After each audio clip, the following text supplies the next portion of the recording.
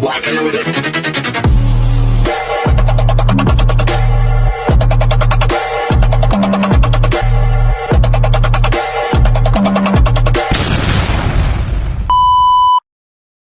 Hi everyone! Good afternoon! I'm back! It's your Mama Sam dito sa ating chika Sam Sam TV. Kamusta naman po kayo mga amigo, amiga, kumare at kumpare? Sana lahat kayo ay okay na okay at safe ngayong araw na ito. At syempre ko ako naman ang tatanungin nyo, nakita naman ninyo ang kagandahan ng Mama Sam ninyo, ang lakas maka-fresh overload pa rin, di ba? Ganyan talaga kapag Diyosa ka. Charot! So, kamusta naman? My gosh, eto nga, grabe. Ang init ng panahon ngayon dito sa Thailand na talaga naman, grabe, parang ang lapit namin sa sun. Kakaiba yung init niya, talagang nakakatorta. Kasi it's April nga, di ba? So, alam naman natin na summer na summer. Actually, papunta pa lang tayo doon sa summer, pero ang kilikili ko, namamasa-masa na talaga sa init. Ay nako, grabe ha. Charot!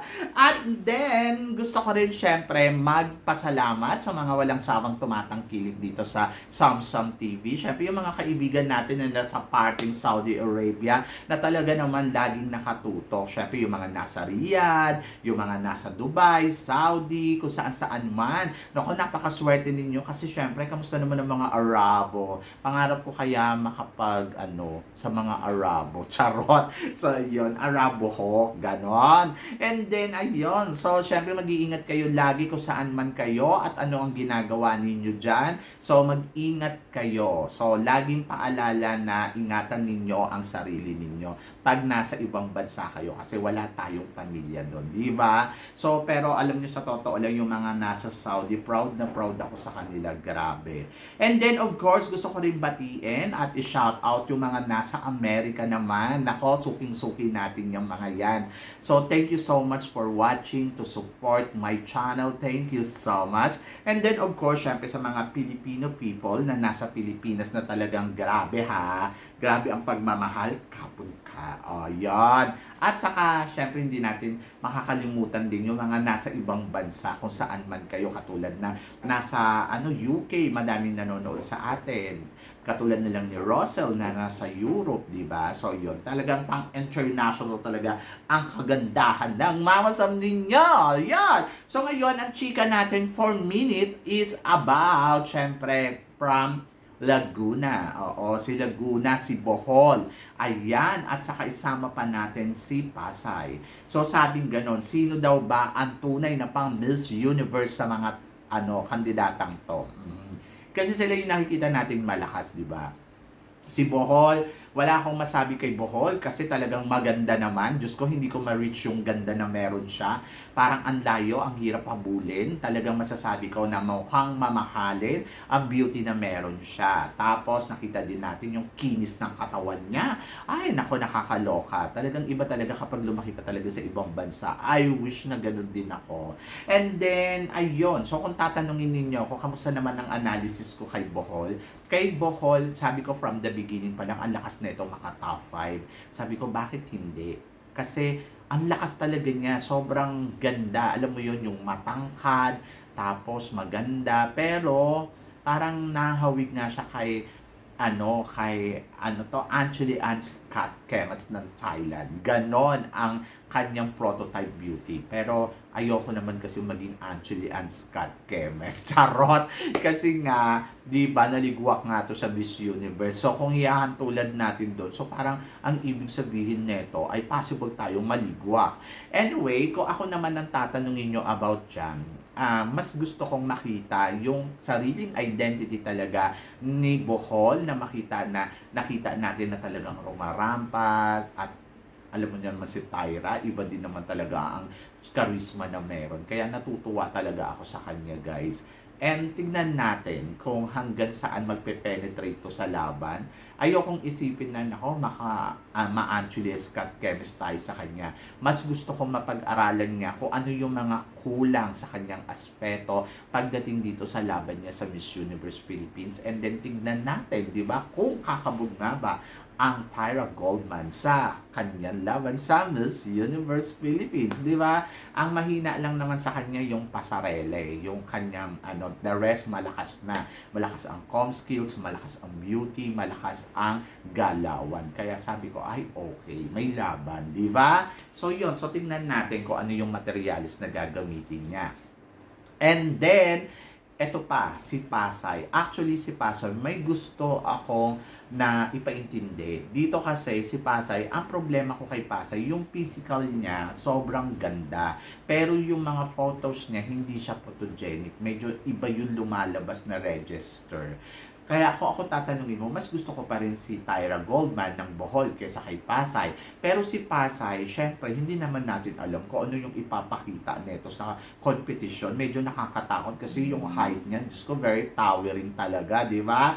At saka yung beauty, ayun. So, hindi ko lang alam kung sasabay ba yung beauty niya sa mga makakalaban niya dito sa Miss Universe Philippines. So, yan, abangan natin. But for now, ayan din, isa din yan sa mga tinitignan ko na baka maka-top 5 to. Ang lakas nito maka-Annabelle McDonald 2.0 na kung saan naging Miss Charm natin. Kaya baka maging Miss Charm din natin siya for the future. So, yan, nakakaloka. Parang feeling ko na ako mabibigyan talaga to ng title. Kasi iba talaga yung ganda niya din. Pero kung ako, mas ibibigay ko ang Miss Charm kay Tyra Goldman ng Bohol. Tapos nakikita ko na mas charming siya and siguro kailangan lang papayatin konti. Tapos alam mo may panahon pa naman ko sa 2026 pa siya lalaban, so kaya. And then, ayun nga, Diyos ko, ito, kaabang-abang din talaga to. Siyempre, ang pambato ng Laguna. Marami nagsasabi na kung mukhang ito na ang susunod na Ariela Arida. Kasi nga, iba nga yung datingan talaga ni Laguna. Kung si Ariela nga nakarating sa top, sa third runner-up. Pero ito kasi iba, ang ganda ng shoulder, ang ganda ng neck, ang ganda ng mga bias. Very Miss Philippines materials. Beauty Queen materials, ganon. Hindi naman ganon kagandahan. Ewan ko kung nagagandahan kayo. Parang nakukulangan ako dun sa yung charm talaga. Pero kung titingnan mo siya, yung presensya niya, wow. Wow talaga kasi sexy. Tapos maganda gumalaw. So, tuturuan ng konti, di ba? Yung styling na pinapakita ni Miss Laguna ay bongga. Talagang nakakagulat, nakakaloka, nakakabighani. So, tinry nila itaas yung buhok, tinry nila iladlad yung buhok, maganda talaga siya. Kaya sabi ko, ay nako, malaki yung chance talaga ni Laguna. Mukhang ito ang pwedeng sumunod na Ariela Arida na ipapadala sa Miss Universe pag nagkataon. Ito na yung ikalawan ng Laguna na lalaban uli sa Miss Universe.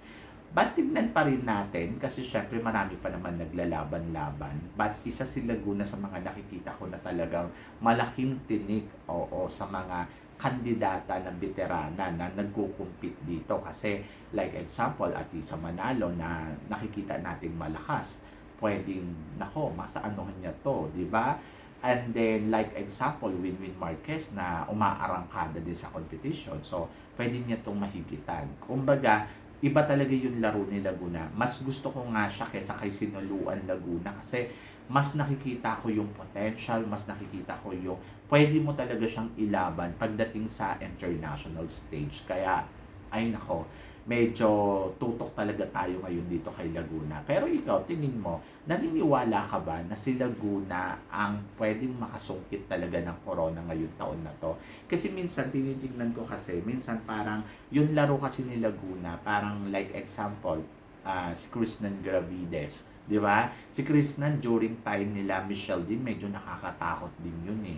Kasi iba din talaga yung laro ni Krishnan Gravides. So parang ganun na yan tulad ko yung mga eksena niya dito. Kaya sabi ko, possible din talaga na Krishnan Gravides to yung may appoint sa ibang pageant na hindi siya ang nakakuha ng title holder.